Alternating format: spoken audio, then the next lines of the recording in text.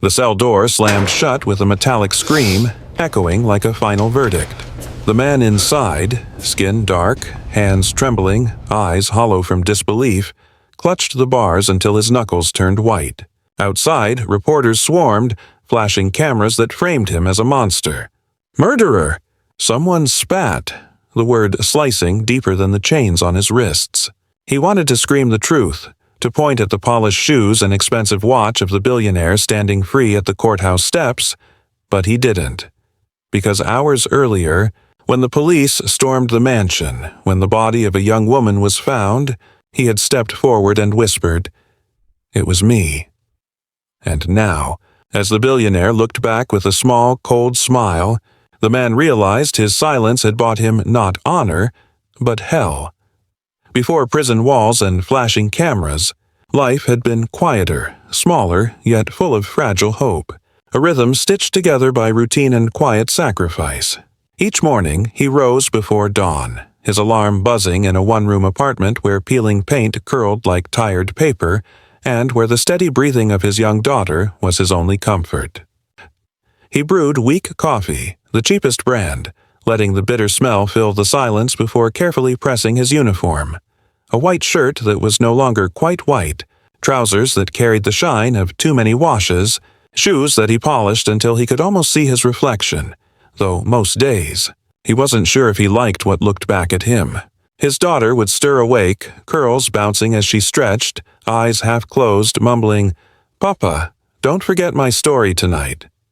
And he never did. No matter how long the day stretched, no matter how heavy his body felt after hours of bending, scrubbing, serving, he always returned home with a story to tell, sometimes about the stars, sometimes about courage, sometimes about castles, though he knew she didn't need castles, only a father who kept his promises. At the mansion, his presence was both essential and invisible. He was the first to arrive, the last to leave, hands always in motion, dusting chandeliers, ironing expensive suits, preparing meals whose aromas filled corridors he would never be invited to sit in.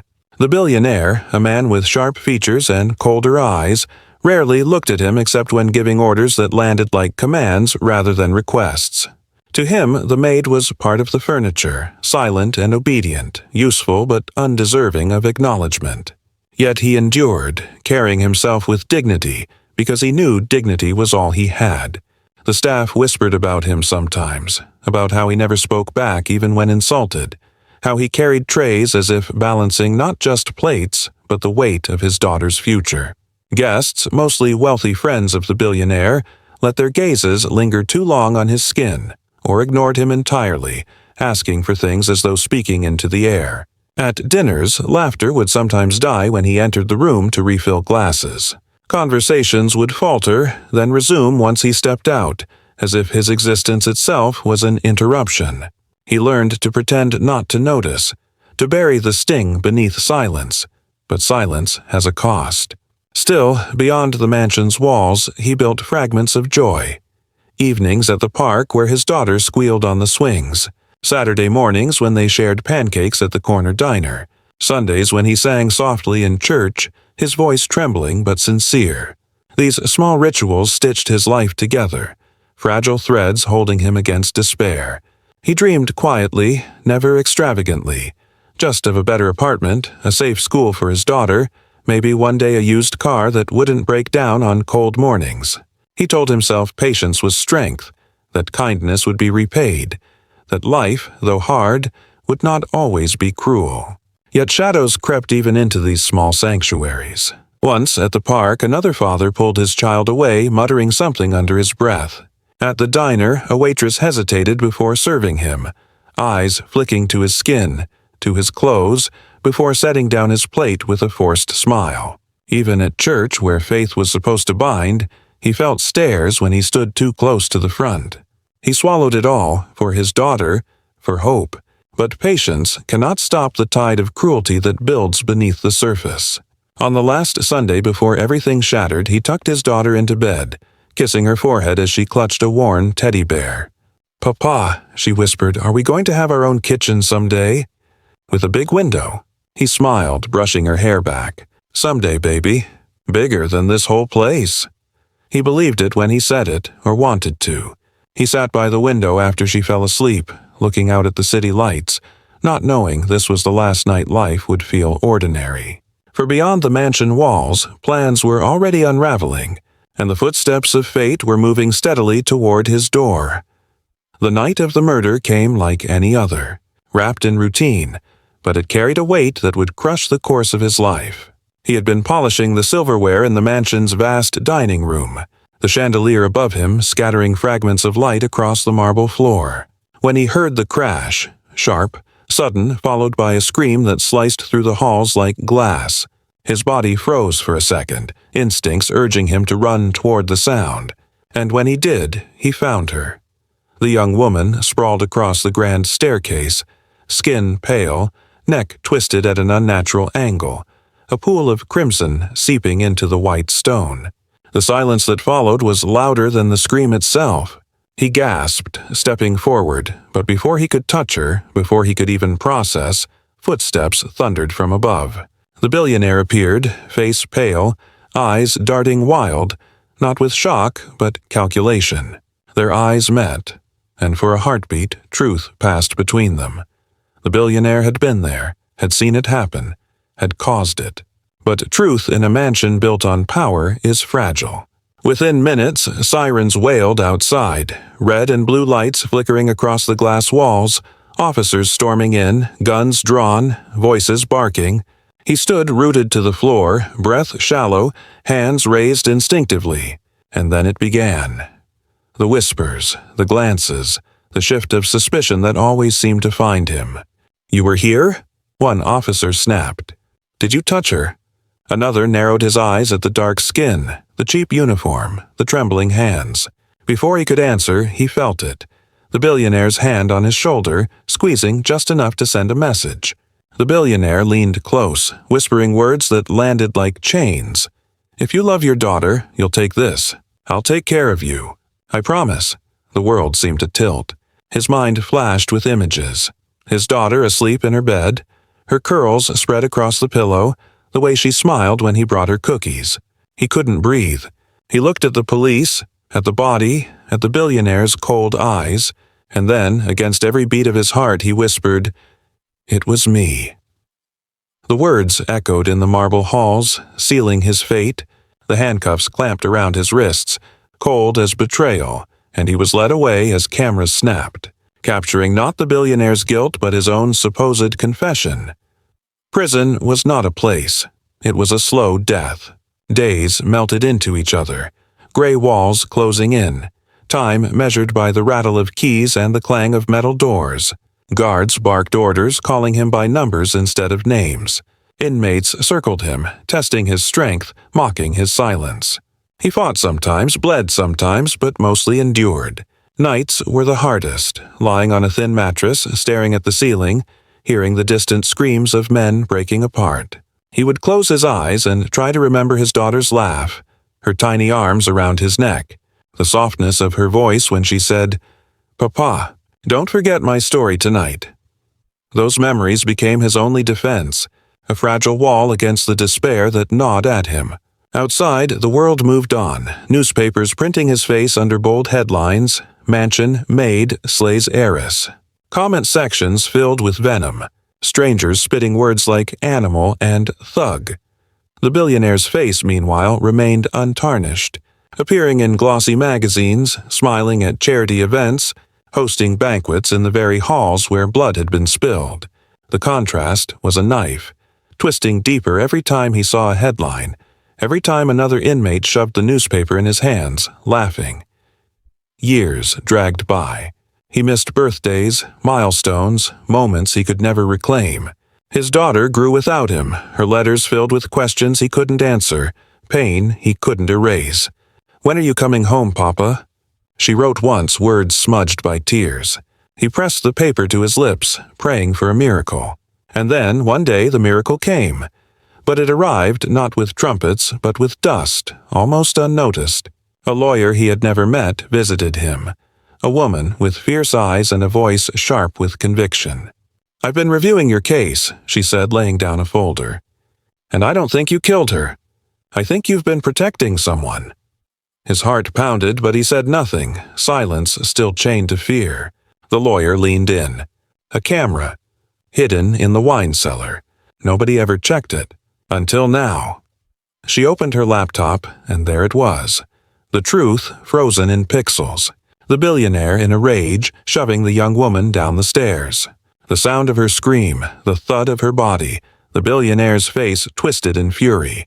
Evidence that could not be denied. For a moment he couldn't breathe. His chest ached. His hands shook. After years of darkness, the light was blinding. Trials reopened. Headlines flipped. The billionaire was dragged into court, his empire crumbling, his name cursed instead of praised. Reporters now camped outside the prison not for him, but for the man whose silence had cost him years. The billionaire's mask shattered, his voice trembling as he was sentenced. Not to wealth and freedom, but to death by the very justice system he had once controlled. The world gasped. Some called it divine justice, others called it overdue. For the Maid, the chains unlocked. The prison door opened. He stepped into sunlight for the first time in years, blinking, dazed, free. But freedom was not what he expected, because waiting outside, beyond the cameras and the flashing microphones, was something that would twist his story again. Something that would shock the world and leave him standing at the edge of a new, unimaginable fate. The sun was blinding that morning when he stepped through the prison gates, his body weak but his spirit trembling with the fragile hope of starting again. The crowd outside roared, reporters shouting questions, cameras flashing like gunfire, microphones shoved toward his face. He flinched at the noise, at the sudden flood of attention that felt less like freedom and more like another spotlight of judgment. His daughter stood near the front, older now, no longer the small child he had kissed goodnight, but a young woman, her eyes filled with tears and something else, something harder, forged by years of absence. He tried to smile, but it broke on his face, collapsing into a sob as he embraced her, his arms clinging as if she might vanish again. "Papa," she whispered, voice shaking, "you're home." He wanted to believe it. But home was not the same. Years had been stolen, memories erased, a childhood lost to bars and whispers. He looked at her and saw both the joy of reunion and the deep, unspoken ache of all the birthdays he had missed. And then, through the blur of tears and flashes, he noticed them. Lawyers in sharp suits, carrying leather folders, their expressions oddly reverent. One stepped forward, his voice loud enough for the microphones to catch. "Sir, there is a matter of inheritance you must hear immediately." The words felt alien, absurd. Inheritance? He had no family but his daughter, no riches, nothing but scars. But then the lawyer opened the folder, the weight of paper inside heavier than iron. "Before his execution," the man continued, "the billionaire transferred all of his wealth, all properties, businesses, accounts, his entire fortune, to you." Gasps rippled through the crowd like a wave crashing. Reporters stumbled over each other, shouting, "Is this true? Why would he do that? Is this guilt money?" The cameras zoomed in on his stunned face, capturing his silence as the lawyer listed the assets. Mansions, yachts, skyscrapers, bank accounts fat with numbers he could hardly comprehend. Billions. All his. All signed over by the very man who had stolen his life. He felt the world tilt again, just as it had the night of the murder. But this time the weight was different. Not chains, but a crown too heavy to wear. His daughter clutched his hand, whispering, "Papa, what does this mean?" He couldn't answer because he didn't know.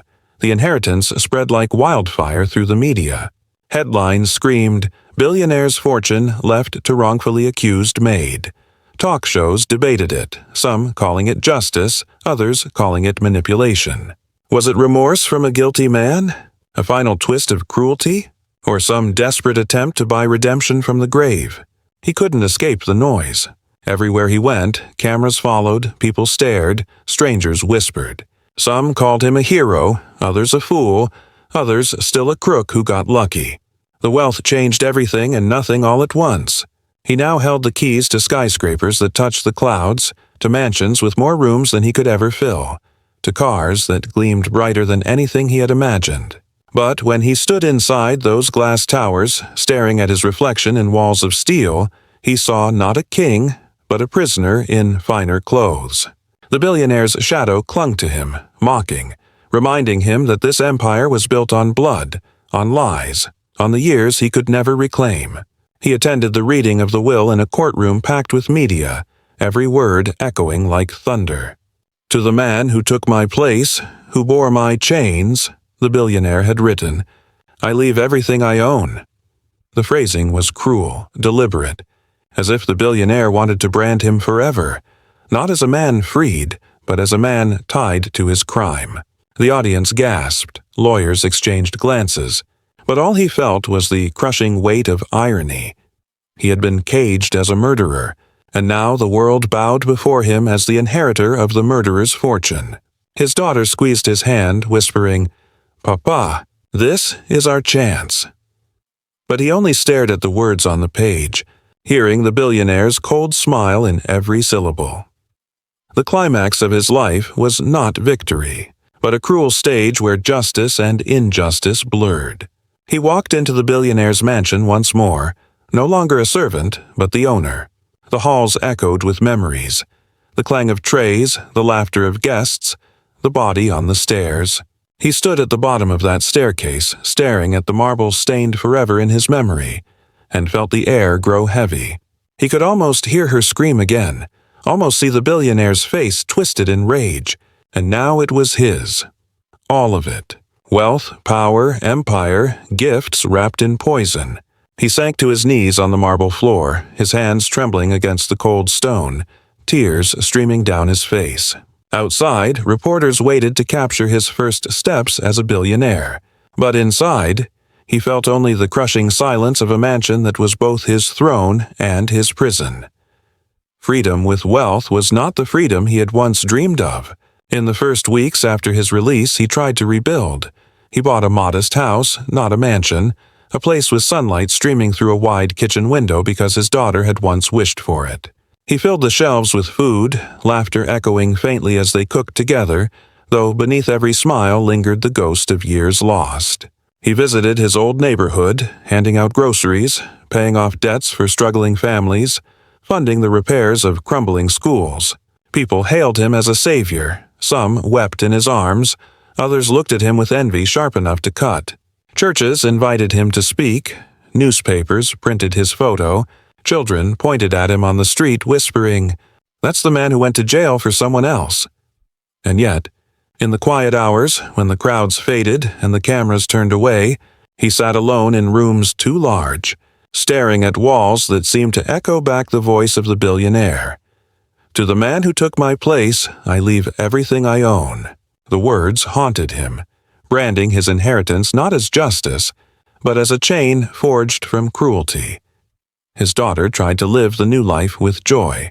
She attended a better school, wore clothes that fit without holes, dreamed of college without fear of bills. But even she carried shadows. Once in the kitchen she asked quietly, "Papa, why did you do it? Why did you say it was you?" He froze, spoon halfway to his mouth, heart hammering. He wanted to tell her the truth, that he had done it to protect her, that the billionaire had trapped him with fear, that love had been turned against him like a weapon. But the words tangled in his throat, heavy with shame. Instead, he whispered, "Because I thought it was the only way." Her eyes glistened with tears, not of joy but of understanding too deep for her years, and she nodded, though the silence between them said everything. The years he had missed could never be bought back, not with money, not with mansions, not with all the fortune in the world. The community debated his story endlessly. Some said he had been blessed, that his suffering had been rewarded, that God had turned ashes into gold. Others whispered that he had been cursed, trapped in a legacy designed to mock him. Was it justice that he owned the billionaire's empire, or was it the cruelest irony of all? At charity events, wealthy men shook his hand with stiff smiles, their eyes flicking to his skin with the same quiet prejudice as before. The money had not erased the stares, only masked them under thin layers of politeness. He saw it, felt it, endured it. In meetings, his words were sometimes ignored until repeated by someone else. In restaurants, he was still occasionally mistaken for a waiter. The empire had changed his status, but not the lens through which the world saw him. Racism clung tighter than wealth could wash away. He built schools, hospitals, shelters, trying to turn the poisoned gift into something good, and yet, at night, lying awake in his vast bedroom, he often wondered whether the billionaire had known this would happen, whether leaving him the fortune had been one last act of power, ensuring that even in death, the billionaire controlled his life. For every building that bore his name, whispers followed. He only has it because of the billionaire. His identity was tethered forever to the man who had destroyed him. Freedom, wealth, respect, all came at the cost of never truly being seen as himself. One evening, years later, he returned to the mansion, the place where it had all begun. The marble stairs gleamed under dim lights, polished as though trying to erase the blood that once stained them. He stood at the bottom, staring upward, memories clawing at him. He could almost hear the scream again, almost feel the billionaire's hand gripping his shoulder, almost taste the fear of that night. But now the silence was heavier. He climbed each step slowly until he reached the landing where her body had once lain. He knelt, pressing his palm against the cold stone, tears sliding down his face. "I carried it for you," he whispered, not sure if he was speaking to the dead woman, to his daughter, or to himself. "I carried it, and it nearly broke me." His voice cracked and the words dissolved into silence. When he walked back outside, reporters who had waited for years, hoping for a soundbite, surged forward.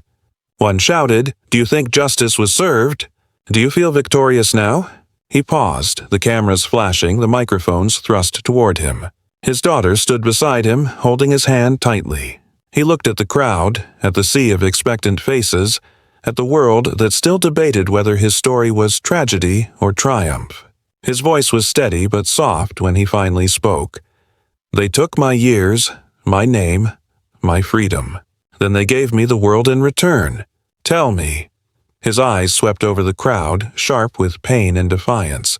"Is that justice, or just another kind of prison?" The question hung in the air, heavier than any verdict, and no one dared to answer. They gave him the world, but they can never return the years they stole. How would you define justice in his place? Write your answer below. And if you believe the world must never forget stories like this, subscribe and keep the truth alive.